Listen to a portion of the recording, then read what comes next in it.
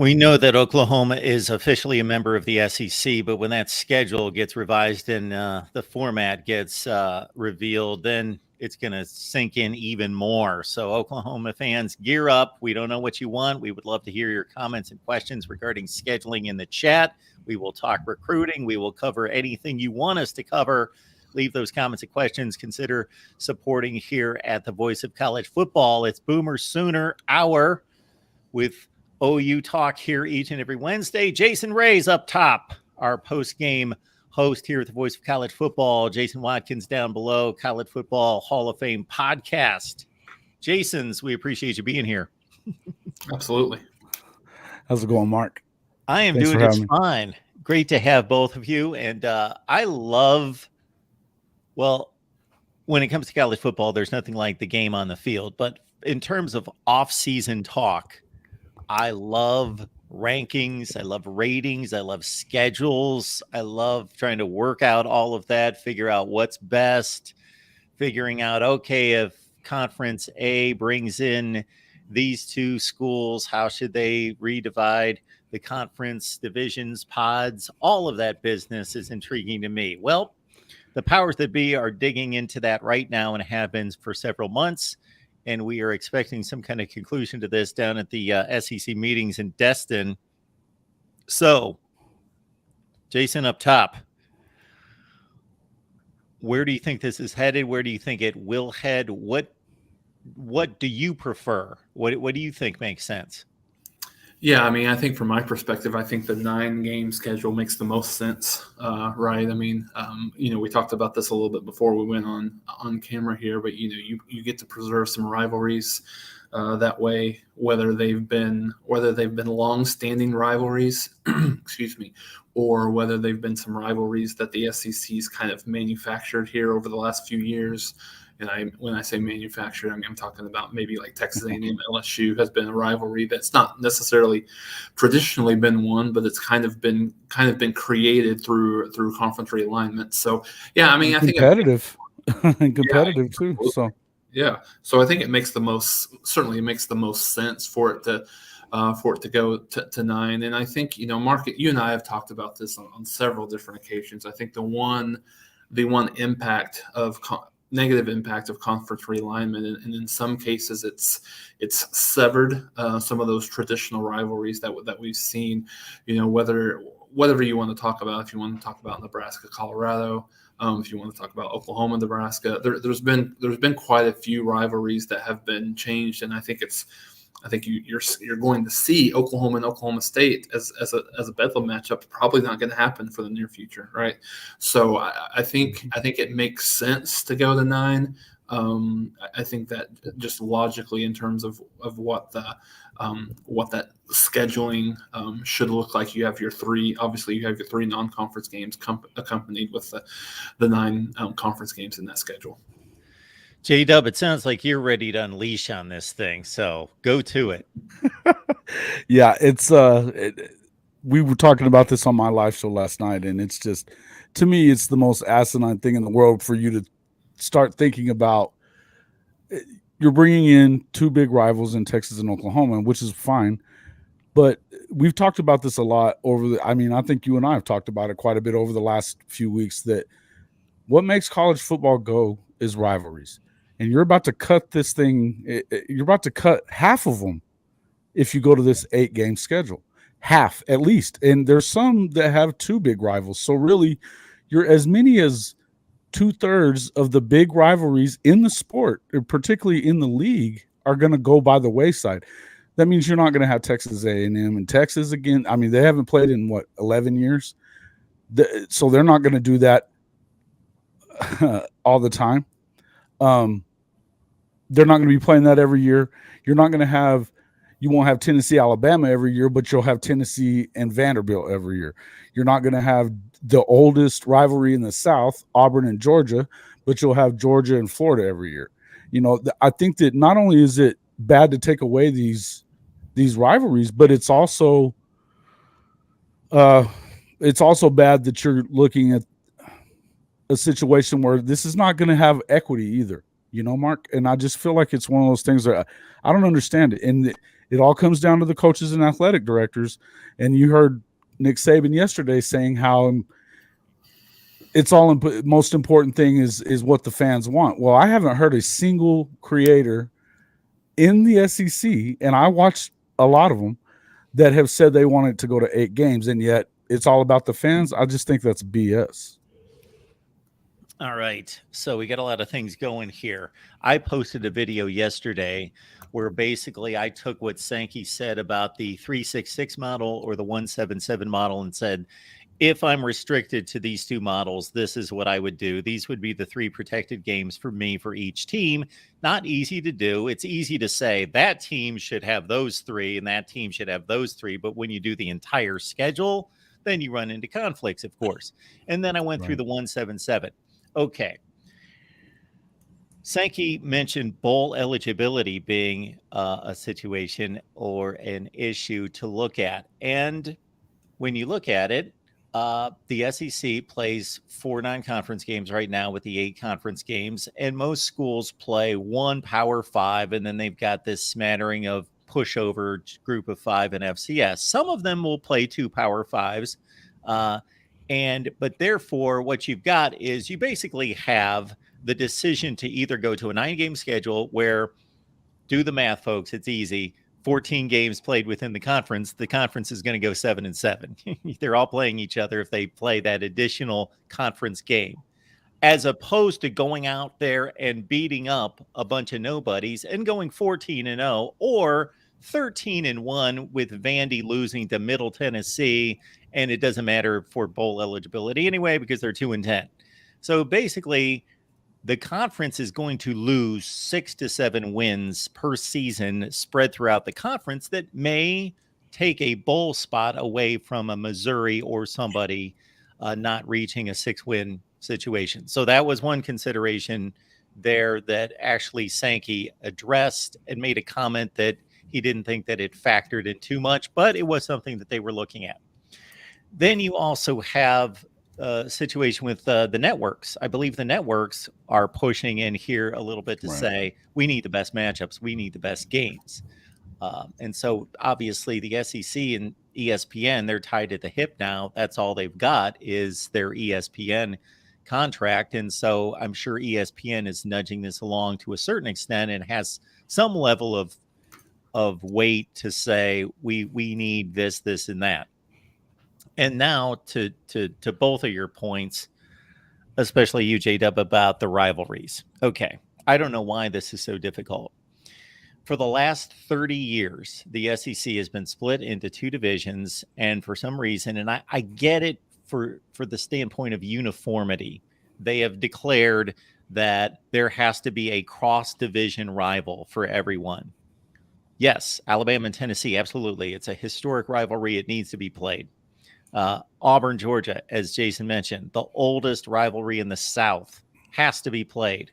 But the other ones were just placeholders. So it would restrict what they could do with the flexibility of the rest of the schedule. So my thought and recommendation from years gone by, and the same thing with the ACC, forcing teams like, in the SEC, Texas A&M and South Carolina to play every year. Why? You can protect those rivalries, but you don't have to have, everybody doesn't have to have the same number of placeholders. Meaning, this is what I would do. And the Big Ten's looking at this right now. The Big Ten's looking 366, 177, but they're looking at a third option, a flex schedule. So the flex schedule basically says not everybody's created equal. Georgia doesn't have the same number of rivals as Vandy, as does Texas and everyone else. Let's determine who the rivals are for each school that have to be played every year, and then build the rest of the schedule around that in a rotational way, so that the rest of the games get played and we make it as fair and equitable as possible. But I think you can protect a different number of rivals for each team. Why can't you do that? I don't know. I mean, and I don't see a reason. I think it's kind of flexible as it is. I think it lends itself to that, because when they started talking about the 366 schedule to begin with, they were saying that they would likely probably do well, they were going to go by the top half traditionally versus, or in the last 15 or 20 years, whatever it's been, versus the bottom half traditionally. The top half, you're going to go, two of your rivals have to be from the top half. The other one would be from the lower half. So, but, and vice versa on the lower end. Okay, that's flexible. And then if you wanted to make it to where in 10 years we're going to revisit this, or in 5 years, I don't care, whatever. But I think that, you know, again, I think the main thing is I want it to be, first of all, equitable, you know. And if you've got, like I said, Tennessee's playing Vandy, they're not going to play Alabama anymore. You know, that just doesn't make sense to me. And literally, I think that they would choose. You know, I was watching Allie Peak earlier, and she was talking about how it would definitely be the cocktail party for Florida and Georgia. And so you do lose Auburn and Georgia. That game's not going to happen anymore. You know, the Iron Bowl stays in place. It should, you know, but what happens to Georgia and Tennessee? What happens to Alabama, LSU? That's become a big rivalry in modern times right now. They've been playing every year because they're in the same division now. That's a hell of a game. Almost all the time, it's a hell of a game. And as fans, we're going to be, with all the changes going on in college football, there's a lot of people that I know feel disenfranchised from it. If this is the marquee program, take a step forward, for Pete's sake, and do something right. Do it for the fans. Make sure that week after week, the best games are being played. And that's, I mean, you know, and every year. I don't see why it has to be, you know, it's one thing. Yeah, I get it. Oklahoma's not going to get to play LSU every year, and it's probably not going to get to play Bama or Georgia. They've got their tie-ins already. But you've got a possibility of Florida. They've talked about that possibility. They've talked about A&M again. You know, I'd love to see either one of those games, but I think the Florida game sounds fun. You know, go to the Swamp every other year and, you know, build a new rivalry kind of like that. I feel like that's fun. The Arkansas one, I think, you know, Falavi over here talking about that they hate OU. I think that they hate Texas more because of the old Southwest Conference days, and they've gotten to play them a few times in the last few years. But I do think that'd be another fun rivalry. You know, a lot of people talk about Missouri. You know, that could be your third one. That's fine. I don't really care one way or the other about Missouri, but a lot of people do. And I agree with Gerald on that one too, yeah. He started the complaint. We talked about this before. He started all that complaining about it with the 6-3-3. Oh my gosh, we got to play, you know, the rivals that they always play. They've played them every year, and he's complaining about it still. You know, that I don't understand that one. You know, and it's easy for us to say to end some of these rivalries, but if you're not in it, I mean, it's like somebody would say, "Oh, is it best to end OU in Texas?" What are you, out of your mind? You know what I mean? There's just no way. But that's the other one. Texas and Texas A&M aren't going to play every year. Jason, what do you think about that? I think that's nuts. Yeah, so I take this from a little bit of a different angle. I'm a little bit of a conspiracy theorist from time to time. I think, you know, when you think of an 8-game conference schedule versus a 9-game conference schedule, like Sankey has went on record in the current playoff format to state, you know, expansion really isn't a big deal for us. Like we're in this each and every year. We've got one, sometimes two teams in the college football playoff. So part of me wonders if kind of the desire around this conference schedule, if it ends up being 8 consistently year in and year out, you know, you have some of these teams that have an extra out of conference game, whether that be a mid-major team, whether that be a FCS opponent, a schedule where you look like you have 4 solid wins, whether, you know, when you're taking away a conference game against a team that you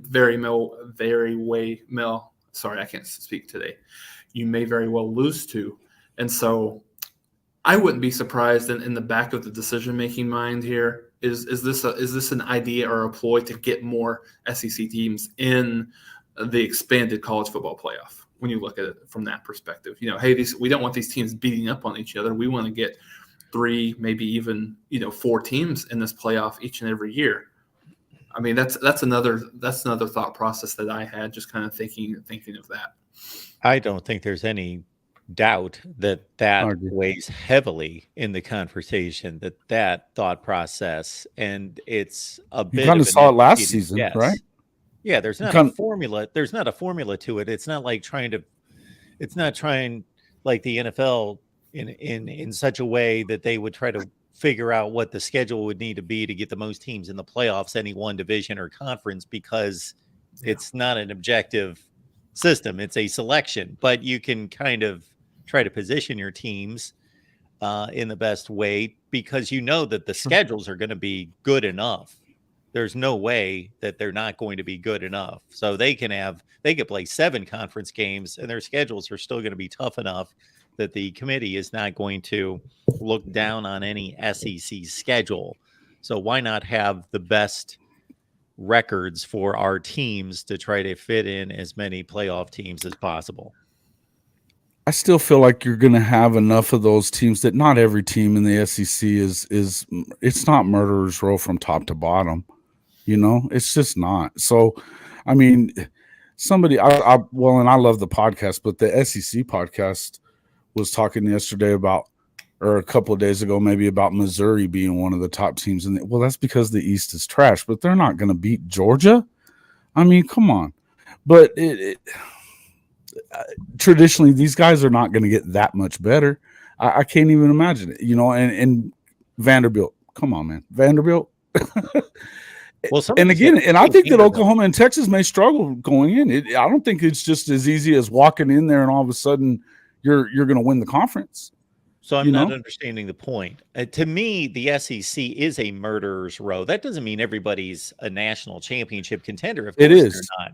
But I mean, in comparison to other conference schedules, you know, just pull up Auburn's schedule, right? For example, you know, that if today we decided that Auburn or Texas A&M or somebody that's not considered a contender in the SEC, if you moved them to the ACC, I think I'm not going to say that they're going to play in the ACC championship game, but I'm going to say I wouldn't be surprised if. Right. No, and I'm not saying that they're not good from top to, but I mean, there's some schools that are going to traditionally struggle, even when they're, you know, you think they might be pretty good. Arkansas last year, once they lost that Texas A&M game, they went the other way, you know, and well, somebody's got to lose the games. I agree with that part of it too. And I think that, but that's what I'm saying. I do think that it's good from, I guess I misspoke. It is good from top to bottom, but it's not every one of those teams is going to win the national championship. I don't see that somebody does have to lose. And every year you do have somebody that finishes with no more than one loss, you know, and you generally have a couple more that don't have any more than one loss too, because they generally have 2 teams in the playoff almost every year now. Last year was one of those years that they didn't. So, you know, and it worked out for Ohio State that they got to sit home, because had they have had to, you know, it worked out for them because of, you know, the way it all, you know, SC losing, and even, you know, obviously LSU losing that last game before they went to the championship game, it hurt them. Again, I still feel like if you throw Bama into there, they would have beaten any of those other teams. You know, I do think that. So that being said, though, I think as the best conference in the country, why are you not stepping forward? Why are you not stepping forward and let's continue playing these games? I want to see them play the best games. Nick Saban was talking about, if you do this and do 9 games, then we got to take away these out of conference games with Power 5 teams that we've scheduled for the next 10 years. Why? You can't take away the Citadel? You can't take away Tennessee State? You know, why? Yeah, that I don't agree with. There are already 9 conference games being played in other conferences. Right. You know, do you have to play 3 cream puffs? Yeah. And particularly right at the end of the year when everybody's vying for a playoff position, there's always that right towards the end of the season, they play cream puff you. Yeah, okay. So yeah, I agree that those games aren't the best positioned games, but if overall your schedule see them play it more difficult, then I understand the justification for playing those games. meaning that just because they're playing them in week 11 and not playing them in week 2, what's the difference? You don't like that they're positioned late in the season, or you don't? I don't like them that they're playing it. I don't want to see them play that team. I mean, that a team right there. Look, if you're every other conference is playing those games too. They're just playing them earlier. Okay, yeah, okay. But I mean, either way, I agree with you. I guess to me, I guess I don't really like it that it's right at the end of the season when everybody's, you're looking for that. That seems to me like it's a break game, and it's everybody else is kind of playing into their conference schedule. You don't see that really happening in any other conference. I think both can be true. I think that there can be a valid concern and argument that there should be uniformity, and that other conferences have 9 conference games. Therefore, the SEC, especially once you expand. So that's the other thing, is the math of the more you expand and don't expand your conference schedule, then you're not playing a large portion of the team. So you're talking about an 8-game schedule with 15 other teams. You're missing 7 teams a year that you're not playing in your conference. So that starts to become a more serious issue. Mm-hmm. It's the complete opposite of what we're experiencing and have in the Big 12, where everybody plays everyone and it's the most legitimate championship. On the other hand, I understand the SEC argument that we've got the best conference. It's not debatable. So whether we play 8 conference games or 9 conference games, we're playing 8 tougher games than your 9 games. Yeah, no, I agree with that, Mark. I mean, and I think, at some point, I think all 3 of us and probably a lot of people watching this and listening to this agree that at some point, these teams, this Power 5 is going to break away from the NCAA, right? I mean, it's not, I don't think it's a matter of if, it's a matter of when. And so when you get to that point, I mean, Mark, to your point about fair and equal scheduling, I mean, that's going to happen at some point, right? Especially when the dust settles on all of this realignment talk. So I think that, but yeah, there's a bit of an unfair advantage, I guess you would say, in certain situations where they don't have to play the whether you want to call it the murderer's row or what that scheduling looks like from the SEC. And I don't know. I mean, I think back to the point that we were talking about, you guys were talking about a few minutes ago in relation to, okay, if we go to nine teams, then we're gonna release some of these Power 5 matchups. I mean, I don't think as true football fans, college football fans, nobody wants to watch Alabama play the Citadel, right? But I think it's a necessary evil in some instances. Like, these games completely fund these FCS teams for an entire year. So I'll give you that one. Yeah, I understand.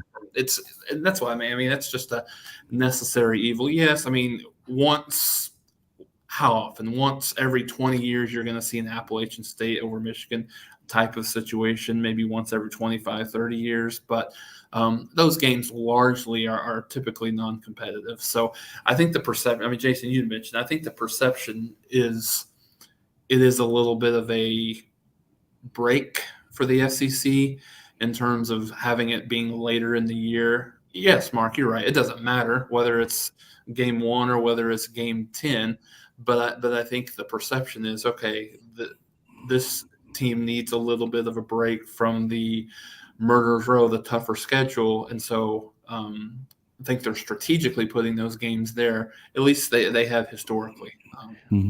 So I'm not saying it doesn't matter. I'm saying, yes, you're right. I am saying when you look at the schedule in its entirety, it doesn't matter where they're placed, but you can make an argument that, and I don't have an issue with the SEC protecting its own interests. There's no governing body to say this is the way it needs to be done in every conference. You can't do that. We're not allowing it. The SEC is going to do whatever they're going to do. Right. And they're basically, and it's not like they're going out playing top teams from the other conferences. Well, you know what? I'll take that back. They are playing. Sometimes they are. Yeah. Florida State, Georgia Tech, Louisville, Kentucky, and South Carolina, Clemson play. Those are also at risk, though. I mean, there's talking about those being at risk as well. No, but the point I'm making is that they are going out some of those teams. So I have no issue Sure. with Auburn and Alabama are playing the last game of the season, and they both go play a cream puff the week before. Well, nobody gets the advantage there. They both play a cream puff to prepare for that game. But Georgia playing a cream puff before Georgia Tech, South Carolina playing a cream puff before Clemson. Well, that's an unfair advantage over a team from another conference that's playing its conference schedule all the way through and a legitimate opponent the week before that game. Yeah. Yeah, you're absolutely right. No, and I just feel that's the other part is that every other conference, aside from the ACC, of course, but I think that they would probably move to their 9 games as well if you saw the SEC do it, and it just, but the rest of the conferences are playing 9 games, and that's, I think if you do break away or whatever, are you going to start having some of these things? But I think the main thing with me is I just don't want to see more of these traditional rivalries going away. And I think if you go with this schedule and you've got one permanent rival, you're at minimum cutting it in half, because I mean, I think pretty much every team in the SEC has 2 rivals, and maybe not Missouri. I mean, some of them are, as you said, Jason, kind of, they built a rivalry or something like with A&M and LSU, but that's gotten pretty, it's been very contentious. It's been a good game to watch. So, Arkansas and LSU, I think that's another one that they kind of built up. That being said, I think that these games have become important to those teams. They're playing for something. But when you start talking about the real rivalries that are old, that's not good. I don't want to see. I mean, what happens with South Carolina, Georgia, South Carolina, Florida, some of these other ones, they're just going to go by the wayside. Jason, the example you just gave, this shows all of us what the SEC or any of these conferences think of rivalries. Now, there are true rivals, Texas, Oklahoma, etc. The ones we can all name that are definitely the rivals. There's no question. However, you just mentioned LSU and Arkansas. So this is how flimsy the SEC is on some of these situations. When Arkansas joined the conference, they obviously, and the Big Ten did it with Nebraska and other teams as well, they want to do something to integrate them into the conference to show they're legit. They have rivals. They're with us. They don't want to leave them just kind of hanging out there. So they immediately said, Arkansas, LSU, final Friday of the season. So they put them on a special day. Arkansas, they put a trophy. They're going to play for the boot trophy. They're playing on the Black Friday before after Thanksgiving, and it was kind of a big deal. I always thought Arkansas LSU was kind of a cool game, played by itself on a Friday afternoon for the most part. But then as soon as Missouri joins the conference, the SEC decides Missouri needs somebody to play. They're kind of left out there. Oh, now we're going to switch to Arkansas and Missouri. They're playing on Friday now for the last 10 years. Now it's Arkansas and Missouri. Yeah. Yeah, I didn't even know that. I honestly didn't even know that. No. Yeah, I think it's, and I'm going to kind of ask this question to both of you guys. It seems like the rivalry discussion is not really high from a priority list from an administrator perspective anymore, right? Mm-hmm. When you talk about conference realignment, it seems to be more of a fan concern, and I share the concern that you have, Jason. I love seeing those rivalries and hate some of them that have gone by the wayside. But it just seems like the administrators don't really, and whether it's individual schools or conference administrators, they just don't really care about the rivalry discussion too much anymore.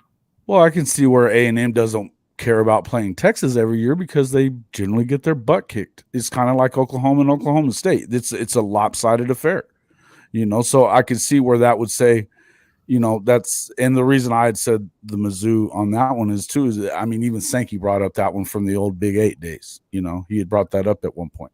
Yeah. So, but I mean, I feel like some of these, but you can't tell me that the people of Texas would, I mean, whether you're a A&M fan or a Texas fan, you want to play each other.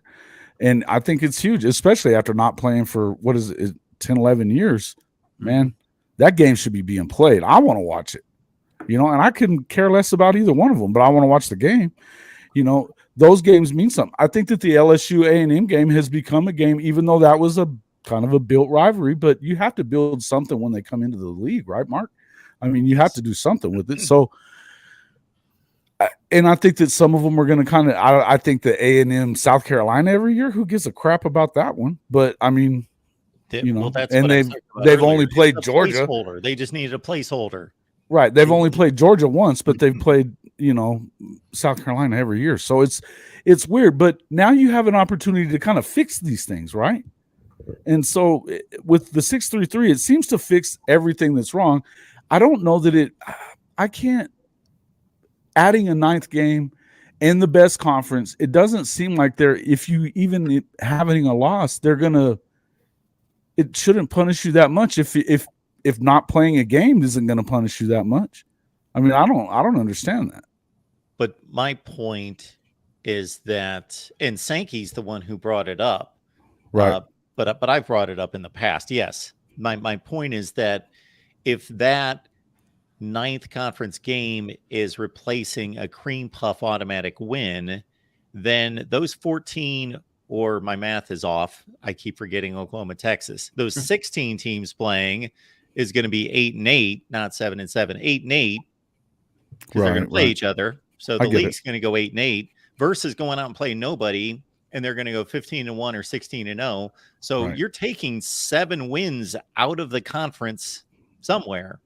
And so it may be a 6-6 Missouri team is suddenly 5-7, so they don't go to a bowl game. I'd have to go through year to year to year to see, okay, would be interesting to see, take away a cream puff and you play, and then you got to guess who would win the games, but generally the better teams would win the games, obviously. And you take away those wins. Who was on the fence every year? Well, Mizzou comes to mind. The last 2 years, they've gone 6-6 and gone to a bowl game. So if you're throwing Ole Miss or Mississippi State at them instead of them going out and playing Southeast Missouri State, well, Missouri, you may not go to some bowl games now unless you get your act together. Yeah. I mean, I think Missouri had a little bit of fool's gold early on in the conference, right? When they made the conference championship a couple of times. And I'll just say this one last thing about rivalries, and then you can go ahead, Mark. But there's some comments here in the chat about who Oklahoma's rival. I mean, let's not pretend Oklahoma and Missouri is actually a rivalry. Yes, they played each other in the Big Eight for years and years and years, but it was never a rivalry. It was never really competitive for the most part, right? I mean, it started to be. There's a couple of upsets. I mean, it was a little competitive during the Chase Daniel year, right? But it was never 10 years. Yeah, but it was never what I don't think any Oklahoma fan or anybody would consider a rivalry. But again, I think this is going to be the SEC's way of trying to create some of these rivalries that maybe haven't been there. What you were bringing to mind there, you guys, when we were talking about teams teetering on bowl eligibility and how this could possibly hurt them, I produced a video a few years ago where I just trashed Dave Doran, because when you think of NC State, what do you think of? You think of they go to bowl games every year, right? That's pretty much the perception. NC State, they go 7-5, they go to bowl games. As of a couple of years ago, you know what Dave Doran's winning percentage was in the ACC? It was 37%. 37. You know what their formula was? He was going 3-5 every year in the ACC, and then they were beating up on William and Mary and James Madison and Old Dominion in the non-conference and getting to 6-6, 7-5, and going to bowl games. And I'm like, is that really successful? Is that really? Yeah, that's the formula for some of these schools. Yeah. To your point, Jason, 67, 24-5. That's the Mizzou record. Well, and I think, when as we look into the future, Mark, I think your point is well taken about, and I think there's probably a lot of teams that are like that, right? That are very mediocre in conference play, but, beat up on a fairly weak non-conference schedule to get to bowl eligibility. So sure. I wonder and that's not necessarily for some of these kind of mid-tier P5 teams, but just generally speaking with, I think right now the belief in scheduling and just kind of your approach to the season is, okay, we might be able to survive losing once. We can't lose 2 games. But now with the expansion of the college football playoff, then I think you could conceivably see a team with 4 losses potentially getting into that 12. So do you think that changes the schedule makers' mindset in terms of maybe challenging themselves a little bit more in out of conference play? Not necessarily like specific to SEC and what the conversation that we've had, but just generally speaking across the country. Do we see a few better games in the non-conference than we've seen in the past? Are you asking me or Mark? Just both of you, just generally speaking. No, I don't know. What do you think, Mark? I was thinking more along the lines of, and I was coughing, so I didn't hear all that. So, I would just basically say that if I'm following your line of thinking, Jason, there are a number of teams out there, a number of schools that know that they don't need to schedule difficult outside of conference. Shoot, Michigan made the college football playoff the last 2 years and played nobody. Like you could, and it's the same this season. You couldn't have tried to select the worst teams in the country to give them to play. Yeah. They didn't need to. They play in the Big Ten. If we win the Big Ten, we're in the playoff. Yeah. Now, when it comes to the SEC, what's going to be interesting is 10-2 is kind of that. If you play in a power conference, if you look through history and you take what's happened each season and throw it into a 12-team playoff, basically, if you go 10-2, you're safe. And that's even in the Pac-12 or the ACC. You're safe. You're going to be in the playoff. 9-3 is kind of that, okay, a decision needs to be made. And most of those teams won't make the playoff. But if you're 9-3 in the SEC and you're being compared to a 9-3 in the ACC, there's no question that of course you're in. Now, what's going to be interesting going forward, if the SEC continues to dominate this playoff as it has, and the exact record escapes me, but the conference is like 14-4 all time in the playoff. Something like that. If that continues, well, the committee is going to, I got to think, take that into consideration that, well, that unequal record analysis is going to continue to weight even more. And to your point, Jason, maybe some 8-4 SEC teams will be making their way into a playoff at some point. If they played some kind of murderer's row and they played difficult non-conference games, you can look at that whole non-conference scheduling of games both ways. It can work to your advantage or it could work to your disadvantage, but I certainly don't think teams in the SEC need to schedule not difficult non-conference games. Right. And my question is how many teams in a bowl game is enough? I mean, if you're winning, if you're putting a bunch, if you say you're putting 3 in a year, which I expect that they're going to put 3 in, I just do. And I think that there could be seasons that they put in 4, and the Pac-12 is probably done at some pretty soon, which, I mean, now you go to a Power 4. So, okay, are they going to add another group of 5 team? I would hope not, because I don't think that that's the way that you want to. If you really want to have the best teams playing for the national championship, then you need to put the best teams in the tournament bracket.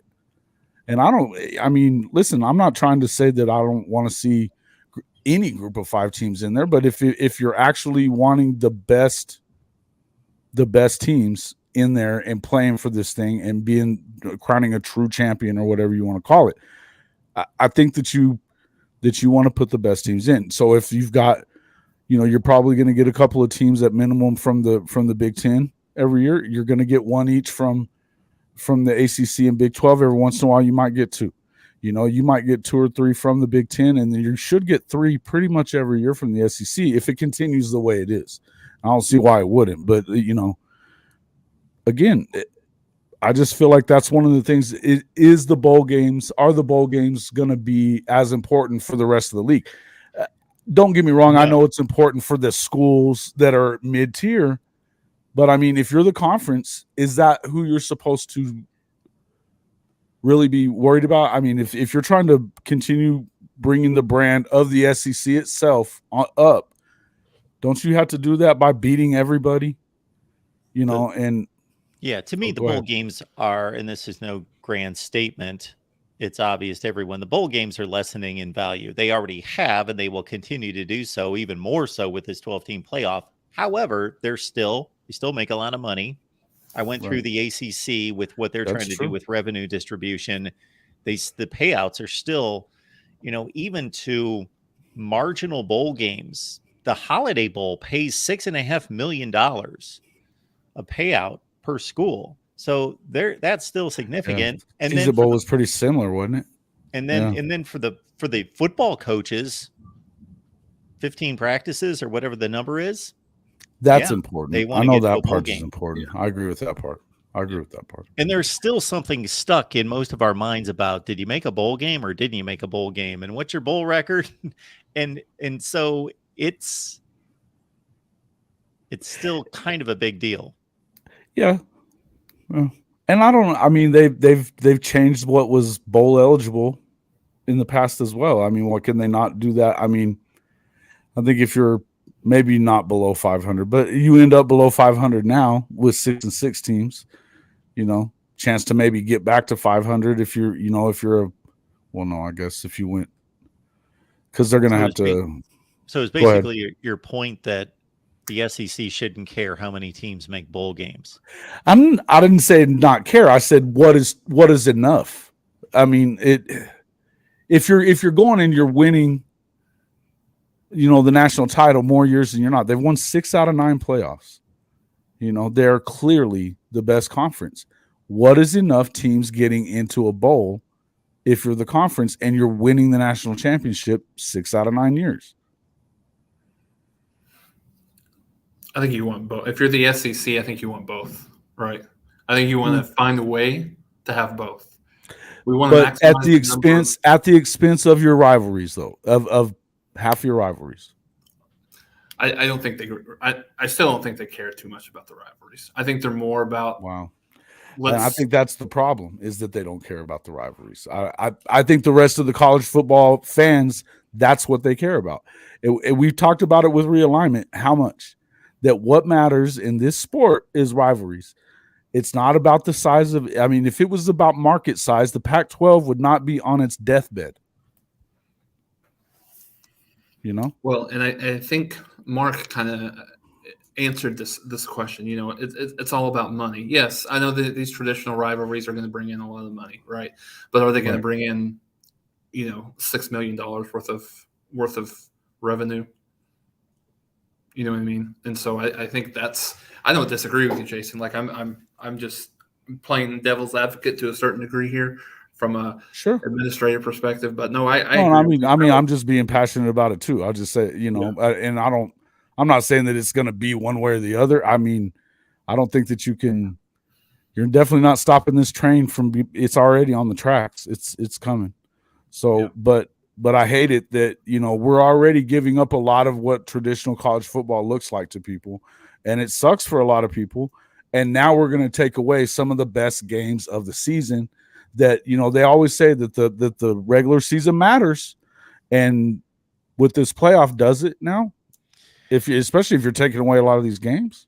But let's also understand that, so 30 years ago, the SEC went to divisions when they added Arkansas and South Carolina, and the decision that they made to set up the current format, that was a huge decision because basically they determined that these two teams in this, Ole Miss and Vandy, are going to play every year, and Ole Miss is only going to cycle every 6 years against these other teams. So that's a drastic difference. That's a big decision to make versus, are you going to play them every year or are you going to play them every other year? So it's not as drastic a decision by any stretch. Everybody's still going to play each other every other year, at least. Well, correct. If they're paid, but I don't know. I don't agree. I think that some of these games matter that much that you need to play them every year. I'm not saying, but I'm saying it's not anywhere close to the decision to say you're either playing every year or you're playing every 6 years. Well, yeah, the 6 years is different. I've never liked the SEC schedule. At least with this formula, they're playing everybody every other year. I like that part of it. I do. I do. And I like it that you're going to have been in every stadium by the time, the 4-year time is up, or whatever. I agree with that part. Look, that's fine. My biggest problem is, as I said, I just think that we're giving up a lot. And if you think about, I would look at it one more way, and we can jump off of this whenever you're ready. But if you're talking about, okay, from 8 games to 9 games, that's an extra, 9 games in the season that you're going to be on television. Does ESPN need to pay for it? I think that has as much to do with this as anything. I think they want ESPN to cough up the cash for this extra game. And right now ESPN's balking at it. And so that may be why, they're kind of kicking the can down the road for a year or two to see kind of what happens. And ESPN doesn't want to, and I think also may have something to do with the whole Pac-12 thing. Until that's over with, who's to say what's going to happen? But I do feel like there's got to be something to it. But some of these, I think that we're going to lose a lot more than, if you're not seeing some of these games on a year-to-year basis. Do you think that people that are invested in Georgia Auburn are going to be okay with that game not being played? Maybe right now, maybe the folks at Auburn would be. But that switches back and forth too, Do you think it's going to be okay for the folks at Tennessee when they just beat Alabama that now they're not going to get to play Alabama every year? Maybe they would, because they lost 15 before that. But I don't know. To me, I feel like I'm not disagreeing with you. I'm just saying that this decision's not as drastic as the previous one 30 years ago. No, I agree with that part of it. I think it's getting better either way. It's definitely better than what they have currently. Yeah. Except for currently those rivalries stay in place. But I agree with you. We could all come up with a list, the three of us, a list of games in the SEC that we believe should be played every year, and they probably be almost identical. Yes, Alabama and Tennessee should play every year. Absolutely. Yeah. Auburn and Georgia should play every year. And they're not. I mean, we're not with the way, if it goes to 8 games. Now, maybe they're just kicking the can down the road. I would hope that that's all it is. But I think that, as I said, I also believe that, having watched all these other creators, you're seeing every one of them. Nobody thinks this is okay. You've got a lot of fans that are up in arms. And if it really is, Saban saying it's about the fans and their experience, okay, well, then make it about the fans.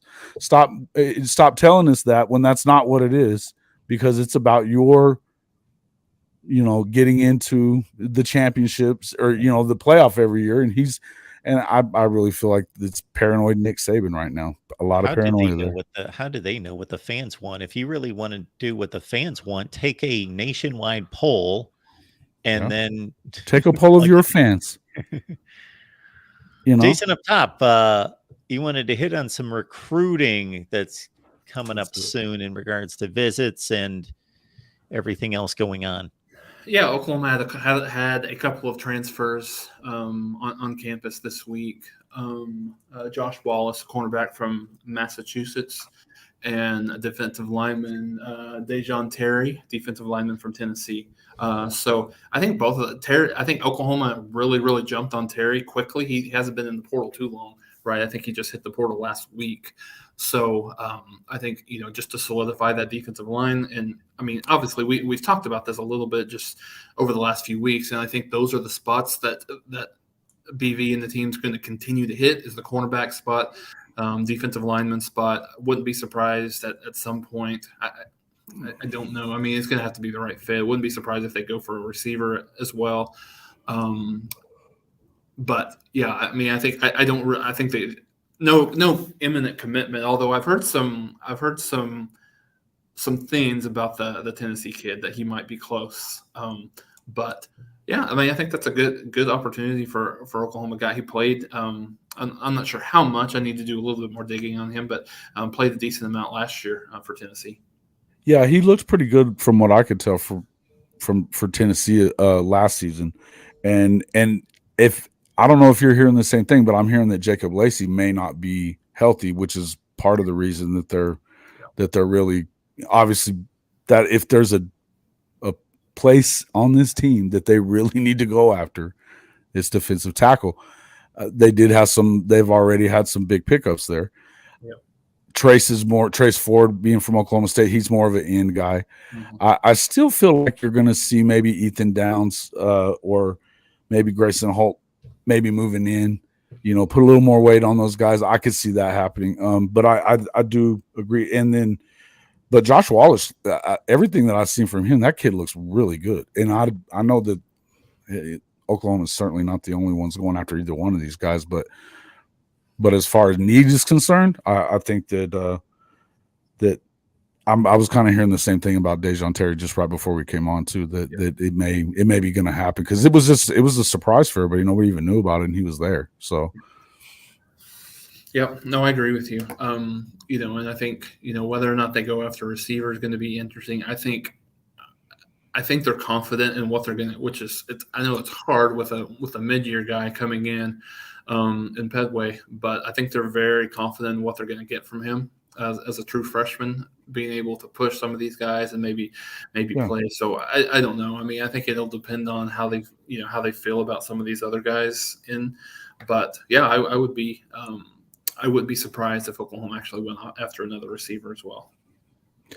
Yeah, and I think it also, if they don't, I would say that maybe it's because Jaden Gibson's maybe looking a little better than what he did in the spring, which I think most Oklahoma fans have been kind of hoping for that, right?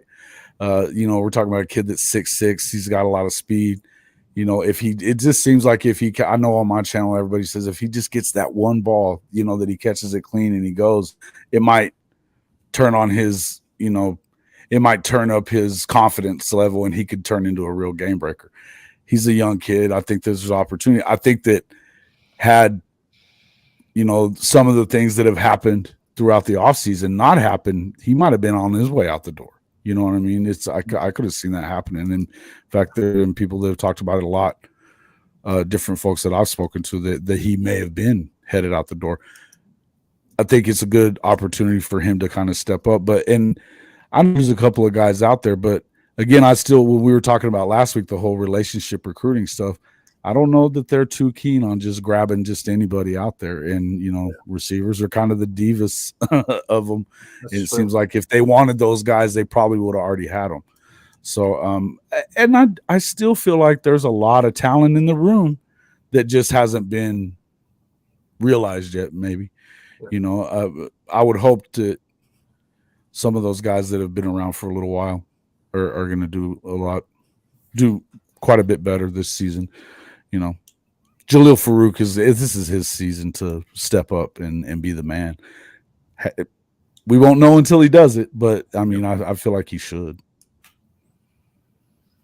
Yeah, no, I'm with you. I mean, I think the question remains: can he be the guy? Can he be the number one guy? Because he's going to be asked to be that guy. He's going to have to be that guy this year, right? I mean, I think of a guy like Charleston Rambo a few years ago. He was a good complement receiver, but he wasn't at OU. He did really well at Miami, right? But wasn't, couldn't really shoulder the load. Couldn't be the number one guy. So I mean, I think Jalil Farouk has the skills, has the ability to do that. But he's not, and he got some deep balls last year. But I think just a key part of this team from a receiver perspective is someone to take the top off the defense. Now, whoever that ends up being, I think they need someone in that role. That it's been Mims over the last few years. It's been other people throughout the last 10 years, but they need somebody to be able to take the top off that defense. And whether that's, I think Andrell Anthony looks like he could be that guy. He's got that kind of speed. And then you would Jacquez Petaway, as you said earlier. I think that it's a freshman, so you don't know for sure, but man, I just keep going back to the picture I saw of him on one of the podiums at a track meet, and he looks like a linebacker, and he can go. I mean, he ran a 10-2, so it's like, it's – and then, we didn't even say anything about the kid from Texas, that coming in either, and there's another speed guy. So I think that there's some guys that can take the top off, but again, as you said, you got to do it first before we can really trust that you do. How many guys do you need in the room, though? Yep. No, I'm with you. I mean, and I think as we, I know we're about to wrap up here, but I think this is going to be a consistent theme that we talk about with a lot of different position groups coming into the season for Oklahoma. They've got a lot of talent, but they've not necessarily done it on Saturdays. So are they going to be able to step up to do it? I think a lot of us believe that they can. Now, Sure. whether they will or not is a couple of different things. So, there's no there's a lot of talent. I think we all realize that when Riley left, he kind of scooped up a lot of talent and accompanied with, on the defensive side, had a lot of guys drafted, right? And a lot of guys left. So I think they've kind of stockpiled it to a certain degree of where it, probably not where it needs to be across the board, but pretty close to where it was under Riley. But it's unrealized potential at this point. Yeah, and I was going to ask you, do you think that a lot of it maybe has to do, because you hear Jeff Levy talking about the difference in this year and last year with, people forget that it is a different offense than what Lincoln ran. So some of the things that you saw last year with drop passes and things like that, looked like it could have been timing a lot of it, maybe another year in the system for some of these guys, and maybe getting the spring for a guy like Andrew Anthony, even Jaden Gibson, getting that a little extra time to get to shine. Maybe that helped them out a little bit as well. I think that they should be better if you would hope that they get better from year to year, right? But obviously in a new offense, because it's not Lincoln's offense, so I think it was new for everybody, and I think sometimes we forget about it because it looks similar, but it's not really, as far as the terminology and some of the timing stuff, it's just different, No, you're absolutely right. I mean, I think you would expect on both sides of the ball, just a second year in this system would be just the familiarity there and kind of getting some of their guys on campus, right? They still a lot of Riley's guys and Stoops guys to a certain degree, right? But you still got, you're starting to get some of their guys. And, I think Jeff Levy was very unfairly criticized. He took a lot of strays, man. Right. I mean, that's Oklahoma fan base, just in general. Like if they're not scoring 50 points a game, there's something wrong with the offensive coordinator. But no, I mean, I think he did a really good job compared to what he had to work with last year, and I think it's only improving. So we'll see. It'll be really interesting to see. Yep, I agree. All right, folks, appreciate you being here for OU Sooners Live each and every Wednesday, 12:30 Eastern, 11:30 where it counts. Jason Ray's right next to me. He's delivered for us 115 consecutive weeks. I know Jason's excited about where do we stand in the softball regionals? So the Women's College World Series actually starts tomorrow. Oh, okay. Tomorrow. So I don't have to guess. I do not follow this, obviously, but I don't even need to guess who the number one seed is. Oh, no, you don't have to. So interestingly enough, I mean, I don't know how much Jason follows this, but Oklahoma played in the Super Regionals this past weekend against Clemson, which is a pretty young program. They've only been a softball program since 2020, right? So during that COVID year, but they had the National Player of the Year, who was the pitcher, National Pitcher of the Year. OU actually scored 11 runs off of her in 7 innings in 2 games. But I think the most interesting part of it was Game 2. Oklahoma was actually down 7-4, uncharacteristically didn't pitch really well in Game 2. But their catcher, Kenzie Hansen, hit a 3-run home run on a 1-2 strike count. Yeah, 1 strike left. Strike left. Not only are they so good, so talented, very well coached, but they find ways to lose. I don't know that Mark, I think you can kind of appreciate this just generally speaking across sports. But they have this particular team has an innate ability to just not lose. They've had 3 games where they've been down by 1 or 2 runs in the 7th inning, and they've come back to win every game. Baylor was the one that they didn't. But they just, even when they're not at their best, they still find ways to beat really, really good teams. So, well, even Game 1, they had a lot of errors and stuff, and still beat and almost ruled them anyway. And that's the whole thing about. I mean, listen, you can argue about the National Player of the Year, whoever that a lot of people were saying that they thought it should have been Jordy. And but hey, I tell you, this is a heck of a team, and they beat the national record of most wins in a row. So I mean that. And how old was that record? Do you remember Kandra's record there at Yeah, Arizona? so it was it was in the 90s when he had that record, or they had that record. But that record was combined between two seasons. Right, so, right. We'll see. I mean, if they happen to go undefeated throughout the Women's College World Series, I think it can get up to 52 or 53 is the record, which obviously they could throw that into next year. So, yeah, it'll be interesting. Obviously, the competition's it's much tougher. It's a much different environment. You know, but no UCLA this year. That's weird. Yeah. You know, they got knocked out. You know, who was it that knocked them out? It was they lost to Liberty. Yeah, and SDSU or something. Yeah, in their super regional or in the regional. Yeah, fun stuff, man. It'll be interesting. It's just a different environment there in Oklahoma City. You know, I think we were having this discussion on Twitter a couple of days ago about there's a lot of people outside of Oklahoma that think it's just a massive unfair advantage that the Women's College World Series is played in Oklahoma City, like every year, wash, rinse, repeat. But I think, you know, the one thing that's interesting is the biggest collegiate softball stadium in the country is Alabama's, which is the Rhodes House, that holds about 4,000. Well, the USA Softball Hall of Fame Stadium holds 13,000. So there's no venue that's even remotely close to what it has. And so they're not trying to take the men's World Series away from Nebraska either, you know. Exactly.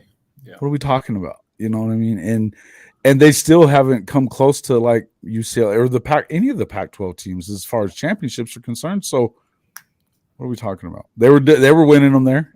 So it's crazy. Crazy stuff. Yeah, it only becomes a problem when somebody starts to dominate. Oh yeah, absolutely. All right. Jason up top, appreciate you being here. Jason Ray makes this go each and every week for us, 115 consecutive weeks. Jason Watkins on College Football Hall of Fame podcast. Jason, let people know the best way to find your work. You can find me on YouTube the handle is at CFB-pod. And then of course on Twitter at BirdieManDub. We are also on Hall of Fame Media, or it's hofmedia.us. That's our website there. So you can find all of our stuff there as well. Making some changes and going to be going on a daily show here pretty soon. We're building out a studio right now as we speak. So excited about some of the changes coming up. We're under 90 days away from college football. I can't wait. Well, I appreciate you both being here and making this work each and every week. Folks, just subscribe. Head on over to Jason's work there at College Football Hall of Fame podcast. Check out what he's got going on.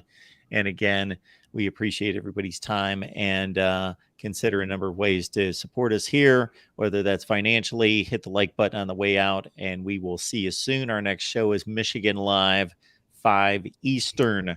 So we'll see you then. Thanks, guys. See you later. Thanks for having us.